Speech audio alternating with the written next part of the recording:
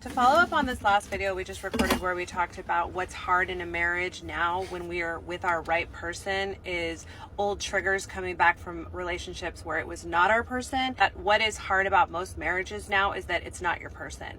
I love this book, The Mastery of Love by Don Miguel Ruiz. He also wrote The Four Agreements, but he talks about laws of the universe and ancient traditions and wisdom when it comes to love in this book.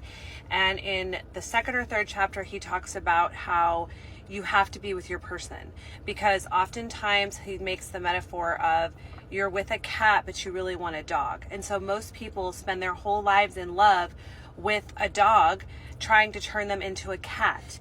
And at the end of the chapter he says you need to walk away from relationships where it's not what you ultimately want and you know they're not your person.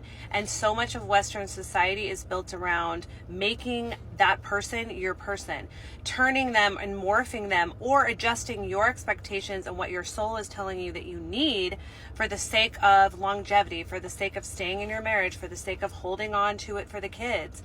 And I think studies have shown now in this current age that we live in that it's the happiness of each person in the marriage that predicts whether or not the children are going to grow up healthy. You could stay together and keep your nuclear family together and have all this longevity, but if you're innately happy in that marriage, that's what affects the children. And so I love in his chapter how he talks about just letting it go and realizing it's a graduation of sorts, it's not a failure, and moving on to ultimately what your heart is yearning for and what your soul is telling you that it needs. And I think the majority of people out there are in relationships where it's not their person and they're with them because they don't want to be alone, or because they've already put in all this time, or because they check off a lot of the boxes that that person thinks that they want and need, but innately they know it's not their person. And that's what causes problems, I think, in marriages now, is just staying with somebody that isn't your person. Yeah, I love all of that. And I think a big part of that is people are afraid of change. People are afraid they get comfortable in their situations. And so although they may not be happy within that, society tells you that you shouldn't get divorced. You need to do everything you can to stay with that person. I lived in a state that when I was going through my divorce, they have a law there related to, and unfortunately I didn't have any young kids at the time, but you are required to go to counseling together. And if you have children, you have to go take all these classes, and they're forcing you to try to stay together. And although I think that can be very helpful in certain situations with people to help maybe understand why you're trying to get divorced, and maybe it will bring some people back together, but the fact that you are required to do this in a situation that maybe you already know isn't right is tough, right? And so I think people are so afraid of going down the road of other people judging them and acceptance of, hey, why didn't you do everything you could to make that work? Well, at the end of the day, you didn't make that work because it wasn't your person, and it wasn't your fault. It wasn't their fault. Not every divorce ends because of something bad has occurred within that. It's just that you weren't right for each other, and we need to start learning that that's okay. That's not, and not only is it okay for you, but it's okay for them too. You're not only ending that relationship to better yourself, but to better them, so that they can have their person too, so that they can find the love and appreciation and value and stuff that they need in their lives too. So you're letting go for them as well. So I love that. Sorry to interrupt, but it's like Elizabeth good. Gilbert says, there's no such thing as one-sided liberation. Yeah, it's so important to understand that, not have the guilt behind of that. And related to what you talked about, children, children are resilient. And at the end of the day, they want both of their parents to be happy. They don't want to see their parents fighting and arguing. That is not a healthy place for them to be in. So for you saying, hey, I want to stay in this relationship for my kids until my kids are grown, until this, them being in an unhappy home isn't helping them either. It's not showing them what they really should be striving for in their own personal relationships. I always say, what you need to show is lead with love. Show them a positive relationship. Show them what it means to have someone that cares about your mother or your father, and respect them and value them and love them and such. Is so much more healthy to get out of a bad relationship and get into a positive one to let them know this is what you need to strive for too. Yeah, it's like Glennon Doyle says, would you want that marriage for your daughter? Right. Would you want your marriage for your child?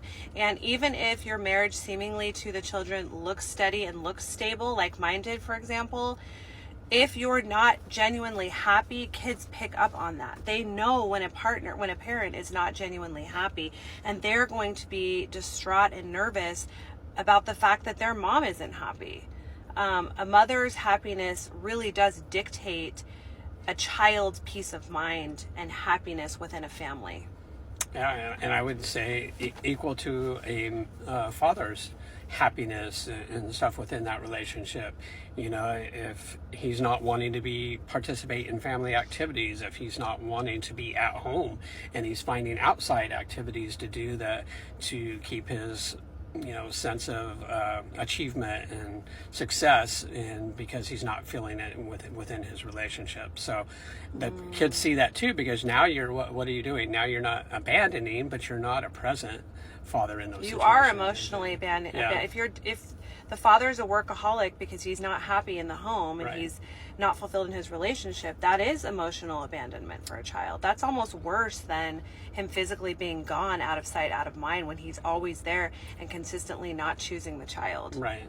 Yeah. So, and then, I'll say with my own personal relationship, when I got out of that and then I got into our current relationship, and the amount of love and appreciation and value that I get from you only allows me I have 2 adult daughters, but it made me want to reach out and be stronger with them too. And not that I had a bad relationship with either one, but it just made me love them more because of the love that I felt within my present relationship. So it allows your other relationships to become stronger and more present and more valued too, because then you start pouring more into them too. You've noticed that with me, with our little kids, that I'm so much more present and happy and just have more energy because I'm in a fulfilling relationship.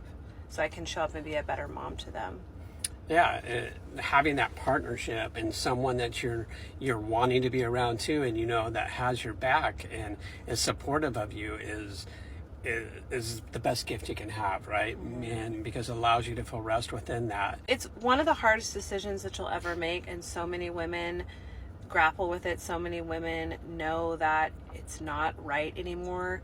I think men possibly know too, but I think for women, our intuition is so strong, and it's something that nags at us all day long in the back of our minds, whereas men can compartmentalize more, I think, and kind of shut it off. But women, when your relationship's over, and so many women hold on for all of the aforementioned reasons and ignore their intuition that's telling them the relationship is over, because society's messaging is so strong: stay. But I hope that we can shift as a society and start relying on our hearts and our intuition to direct our behavior as opposed to society. And I want to talk to the men in respect to that is, men live in delusion in that aspect. Women give you chance after chance after chance to show up, to improve, to become what they need, the safety they need in that relationship. And, I know we're talking more related to being your person or not your person, but still, there's so many often times that a woman will give you a chance instead of leaving or instead of walking away, and you just keep doing the same thing. You got to let go of that delusion that she's not going to walk away, because when she makes up that mind that it's over, it's over. You're not going to get her back. She's done. She's made that decision already. She's given you the opportunities to change and fix. You need to pay attention to that. When she's giving you those signals and crying out to you for help within that relationship or within that family, you need to focus on that, because once she's gone, you're gonna be sad. You're gonna be depressed. You're gonna realize what you had, and then you're gonna be alone. And so, and unless you're willing to work on yourself after that aloneness, you're just gonna be living that same trail over and over and over again. Yeah, if she's your person, listen the first time and stop living in delusion. Right. I didn't know